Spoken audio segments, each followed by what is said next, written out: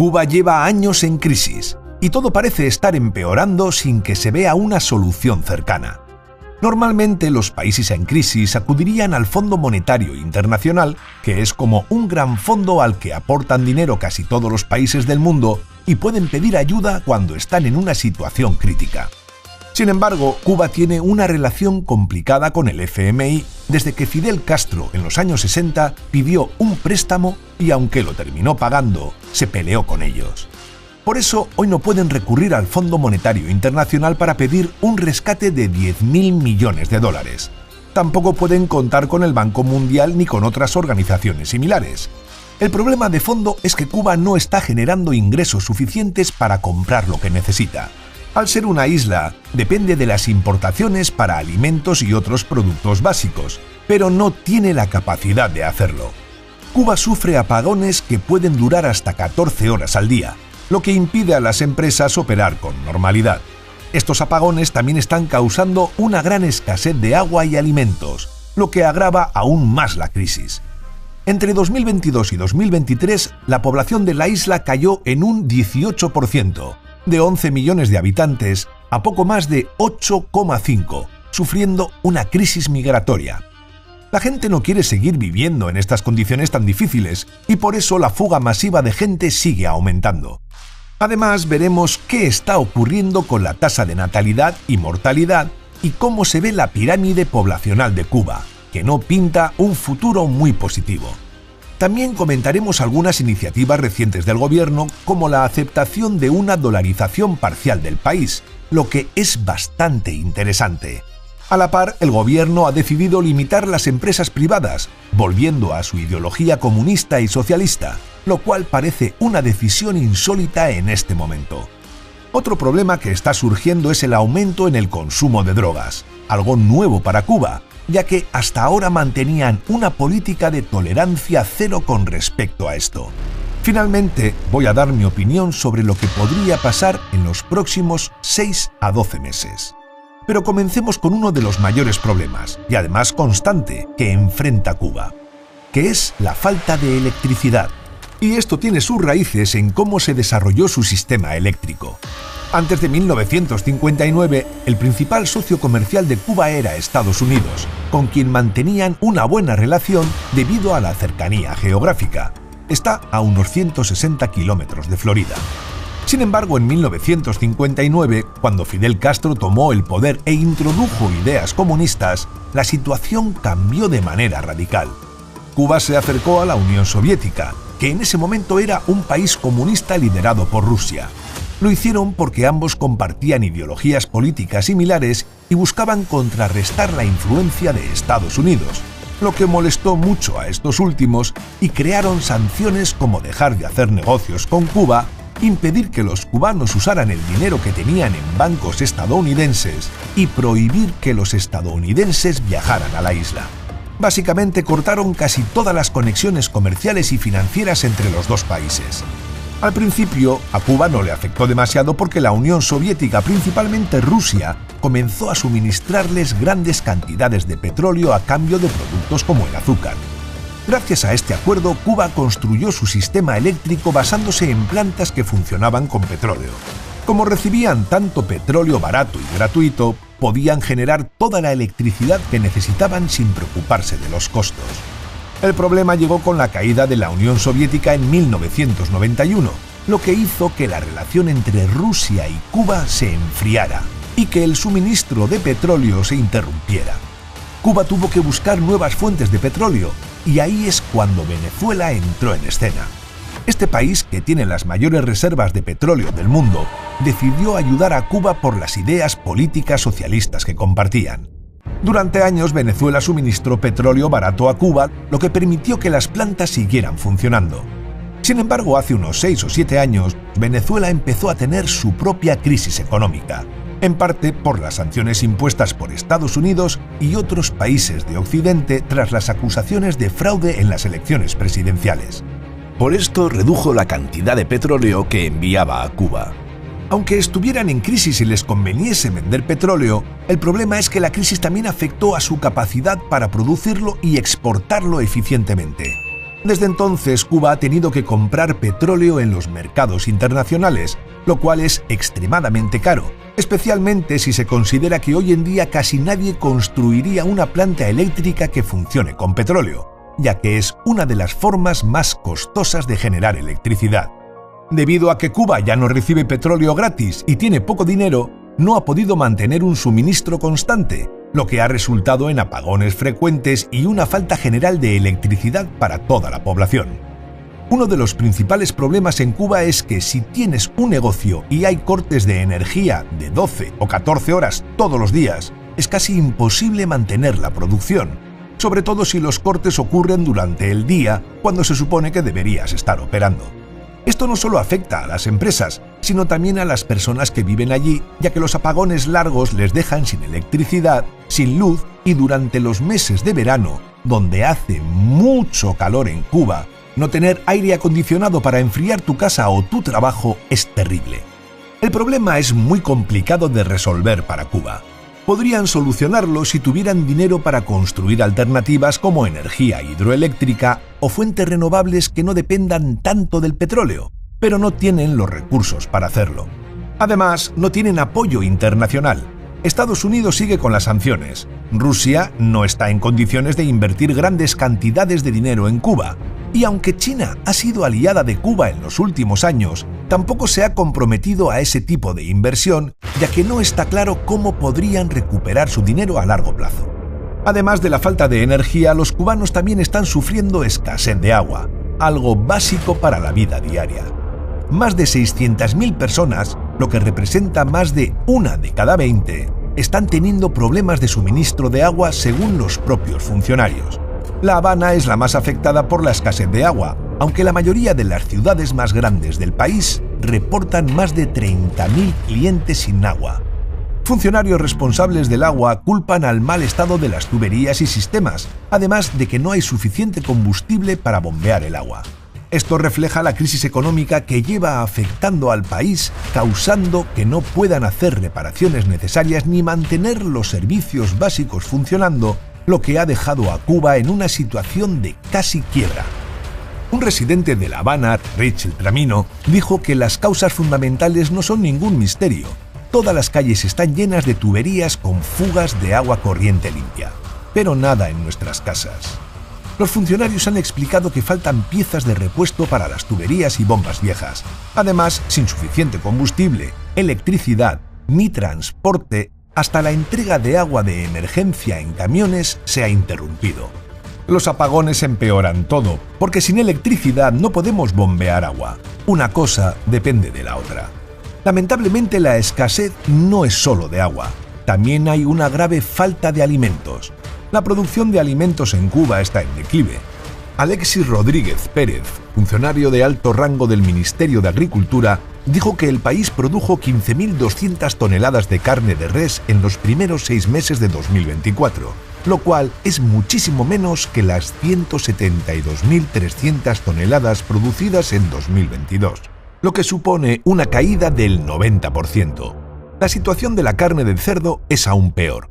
En el mismo periodo de 2024 apenas produjo 3.800 toneladas, frente a las 149.000 toneladas producidas en 2018.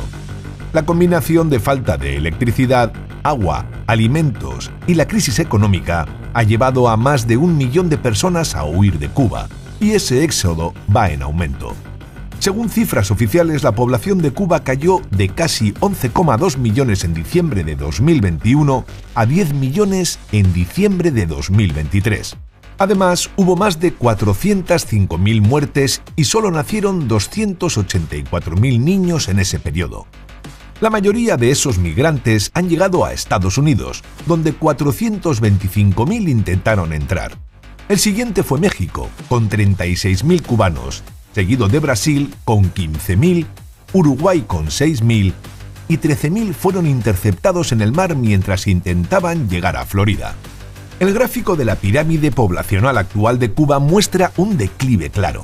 La parte azul representa a los hombres y la roja a las mujeres, y el gráfico refleja una población que está disminuyendo en número. El grupo de edad más grande es entre 55 y 59 años, Y lo preocupante es que la pirámide poblacional se va haciendo más estrecha hacia abajo, lo que significa que nacen cada vez menos bebés.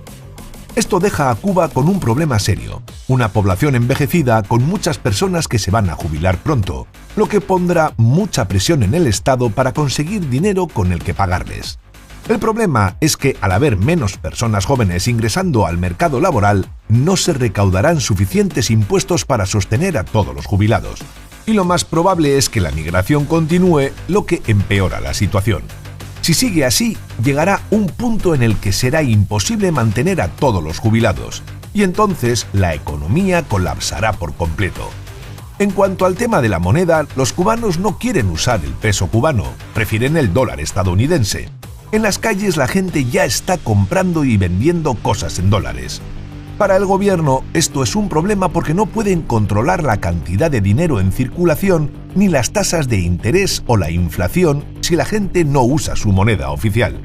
Hasta ahora el gobierno cubano se había negado a reconocer el uso del dólar, pero recientemente el primer ministro cubano Manuel Marrero dijo que el gobierno adoptará una dolarización parcial de la economía. Esto significa que el gobierno comenzará a aceptar pagos en dólares y otras monedas extranjeras en hoteles, tiendas y otros lugares vinculados a la industria turística de la isla como una medida temporal. No tienen planes de adoptar el dólar de manera total. Ahora mismo los turistas tienen que usar una tarjeta prepago en moneda local para comprar bienes, gasolina y servicios.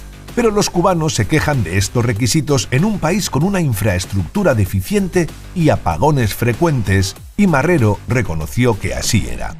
Dijo que no podía ser que los turistas quieran comprar una excursión cara y en ese momento no haya conectividad y no puedan pagar con la tarjeta. Y sin embargo, tienen efectivo, pero les decimos que no y perdemos el dinero. Por eso aceptarán pagos en efectivo en dólares en ciertos sectores como una de las medidas para estabilizar la economía.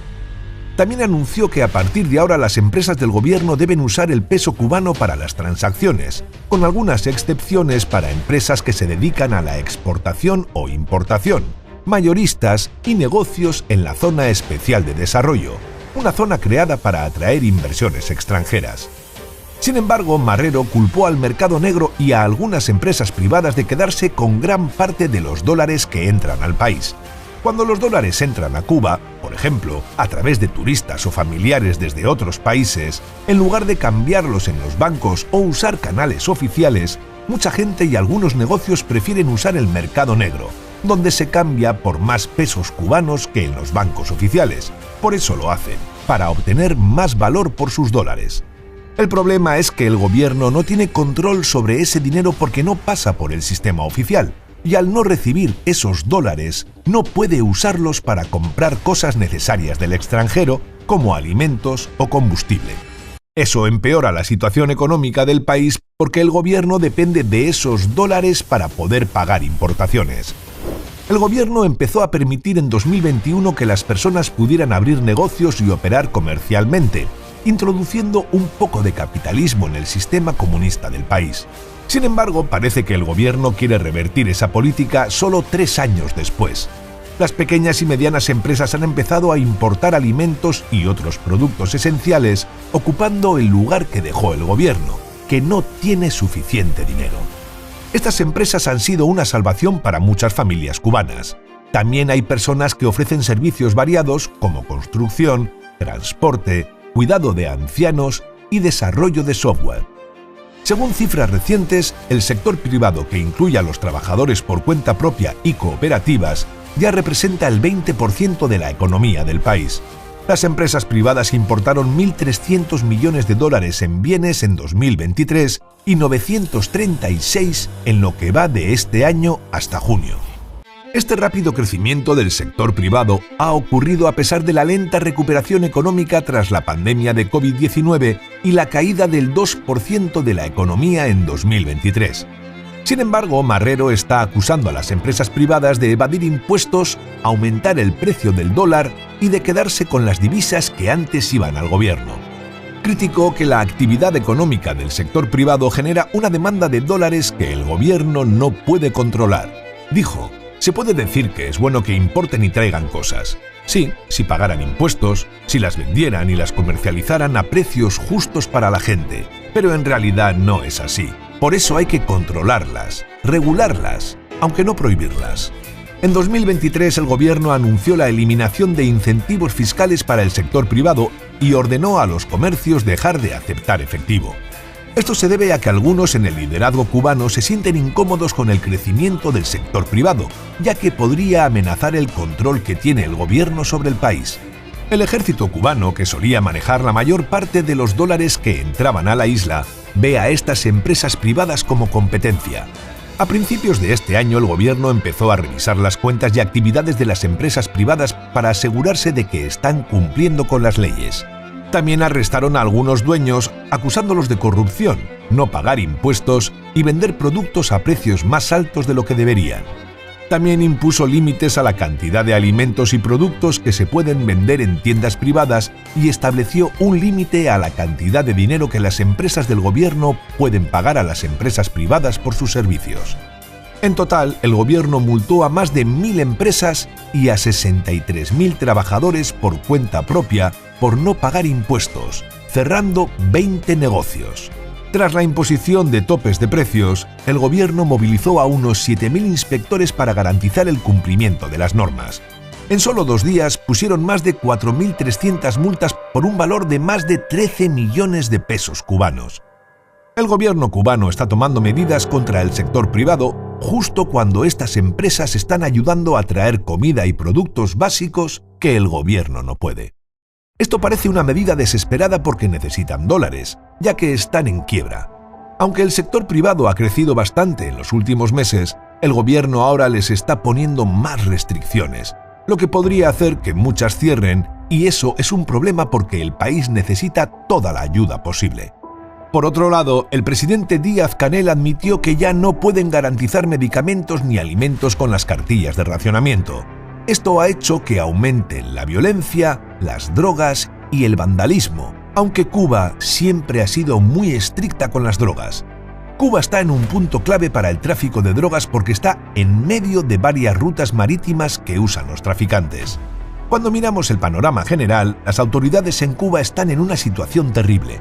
No tienen dinero y lo necesitan para comprar cosas básicas como combustible para tener electricidad y alimentos para poder alimentar a la gente.